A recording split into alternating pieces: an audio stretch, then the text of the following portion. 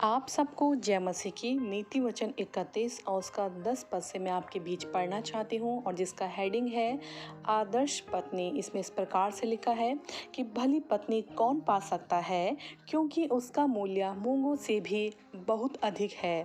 उसके पति के मन में उसके प्रति विश्वास है और उसे लाभ की घटी नहीं होती। वह अपने जीवन के सारे दिनों में उससे बुरा नहीं वरन भला ही व्यवहार करती है। वह ऊन और सन ढूंढ ढूंढ कर अपने हाथों से प्रसन्नता के साथ काम करती है। वह व्यापार के जहाजों के समान अपनी भोजन वस्तुएं दूर से मंगवाती है। वह रात ही को उठ बैठती है और अपने घराने को भोजन खिलाती है और अपनी दासियों को अलग अलग काम देती है। वह किसी खेत के विषय में सोच विचार करती है और उसे मोल ले लेती है और अपने परिश्रम के फल से दाग की बारी लगाती है।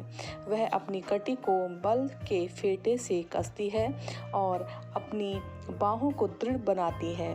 वह परख लेती है कि मेरा व्यापार लाभदायक है। रात को उसका दिया नहीं बुझता। वह अटेरन में हाथ लगाती है और चरखा पकड़ती है।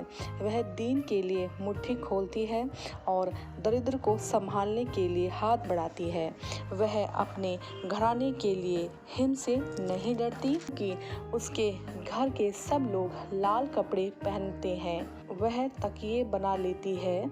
उसके वस्त्र सूक्ष्म सन और बैंगनी रंग के होते हैं। जब उसका पति सभा में देश के पुरनियों के संग बैठता है तब उसका सम्मान होता है।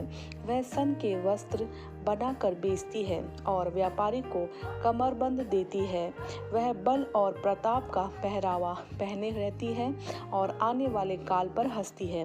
वह बुद्धि की बात बोलती है और उसके वचन कृपा की शिक्षा के अनुसार होते हैं। वह अपने घराने के चाल चलन को ध्यान से देखती है और अपनी रोटी बिना परिश्रम नहीं खाती।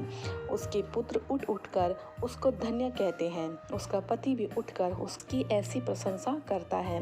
बहुत सी स्त्रियों ने अच्छे अच्छे काम तो किए हैं, परंतु तू उन सबों में श्रेष्ठ है। शोभा तो झूठी और सुंदरता व्यर्थ है, परंतु जो स्त्री यहोवा का भय मानती है उसकी प्रशंसा की जाएगी।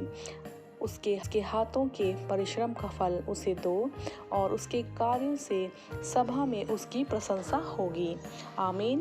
परमेश्वर इस वचन से आपको आशीष दे। God bless you.